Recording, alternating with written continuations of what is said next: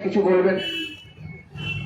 আপনারা যারা সংগ্রামী সাথীবৃন্দ এক্ষুনি জেলা পরিষদ হয়ে এলেন, মুখ্যমন্ত্রী অনেক ইতিহাস চর্চা করেন, মাঝে মধ্যে বলে থাকে। মুখ্যমন্ত্রীকে একটু স্মরণ করিয়ে দিই, আমরা মেদিনীপুরের মাটির ছেলে। যে জেলা পরিষদ অতিক্রম করে এলেন, এই জেলা পরিষদের মধ্যে কিন্তু 1935 সালে টগলাসকে মারি মেরেছিল এই প্রত্যেক ভট্টাচার্য মাটির সন্তান।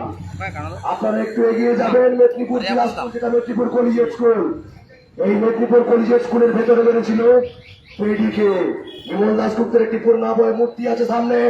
জ্যোতি জীবন ঘোষ উধাও হয়ে গেছে, তার মৃত্যু তারিখ নেই নেতাজি সুভাষচন্দ্র বসুর মতো। আর বিমল দাশগুপ্ত পরবর্তীকালে স্বাধীনতা পার করে বসেছিলেন। বিমল বাবুর মাটিতে দাঁড়িয়ে বলছি, আমিও সেই মেদিনীপুরের মাটির ছেলে। মৃত্যু যদি হয় সাদরে গ্রহণ করব, একজন যোগ্য শিক্ষক শিক্ষিকা শিক্ষাকর্মীর চাকরি করে নিতে দেবো না।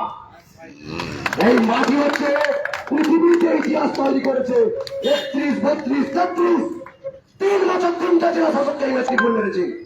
প্রথম বছর পেটি, পরের বছর ডগলাস, তারপরের বছর বাজ ভয়ে আসতে চায়নি, ওই মেদিনীপুরে গেলে মেরে দেবে।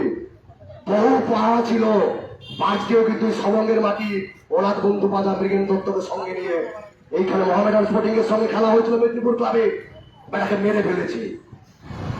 বহু সঙ্গে নিয়ে ঢুকেছিল, ফুটবল খেলার বিরাট নেশা, পায়ে ফুটবল গোলাবে কি পেটে নিয়েছে বন্দুকের গুলি। সেই মাটিতে দাঁড়িয়ে বলছি, আপনি বীর সন্তান বলে দাবি করবেন আর আপনি যোগ্যদেরকে রাস্তায় নিয়ে এসে ফেলবেন, এ জিনিস হতে দেওয়া যাবে না। আপনি কোথায় কোথায় সতীশ বাবুর নাম টানেন। সতীশ বাবু একটা সরকার তৈরি করেছিল, আপনি কেন পাচ্ছেন না রাজ্যের প্রশাসনিক প্রধান হয়ে? আপনি রাজ্যের গদিতে বসেছেন নিজের মুখ্যমন্ত্রীর চেয়ারে, কিন্তু ব্রিটিশ সরকারের মুখে সরকার তৈরি করে ফেলেছিলেন। নিজেই আদালত তৈরি করেছিলেন, বিচারালয় তৈরি করেছিলেন, আর্মি তৈরি করেছিলেন, ভগিনী বাহিনী তৈরি করেছিলেন। কি করেননি সতীশ বাবু? আর আপনি মাঝে মধ্যে কোথায় কোথায় বলেন যেসব প্রাণ বীরেন্দ্র শাসমলের কথা। আপনার বাড়ি থেকে 3 কিলোমিটার দূরে বাড়িতে সব প্রাণ ব্লকে। যেসব প্রাণ বীরেন্দ্র শাসমল কলকাতায় অধিবেশন হচ্ছে কংগ্রেসে, জুতা জোড়া খুলে দিয়ে চলে এসেছিল কংগ্রেসের সামনে। এই কলকাতা মেদিনীপুর জজ কোর্টের উনি অ্যাডভোকেট ছিলেন। মিডিয়াম থেকে ব্যারিস্টারি পাস করে আসার পর ব্রিটিশের দাবেদারি করেনি। তাই আপনাকে বলবো, আপনার প্রতি আমারও কিন্তু একটা দুর্বলতা আছে। আপনাকে গণ আন্দোলন থেকে উঠতে দেখেছি, যে চাই বলুক।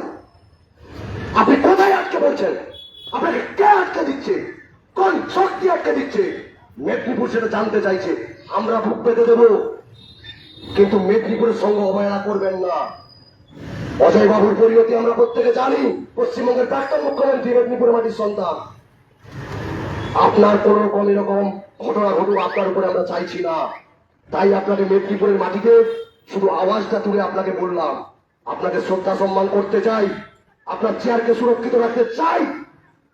যত সমস্যাই আসুক, আমি জানি, আমরা এখনো বিশ্বাস রাখি আপনার প্রতি। আপনি সেই সমস্যা ভেদ করে আপনি কিন্তু আমাদেরকে যোগ্য সুরাহা দেবেন। আর যদি সেটা না করেন, নিজেদের জীবনের মৃত্যুর বিনিময়ে আপনার অবস্থার পরিণতি কিন্তু খুব খারাপ হবে। এইটুকু বলে আমাদের মিছিল সামনের দিকে অগ্রসর হবে। সবাই সামনে কলেজে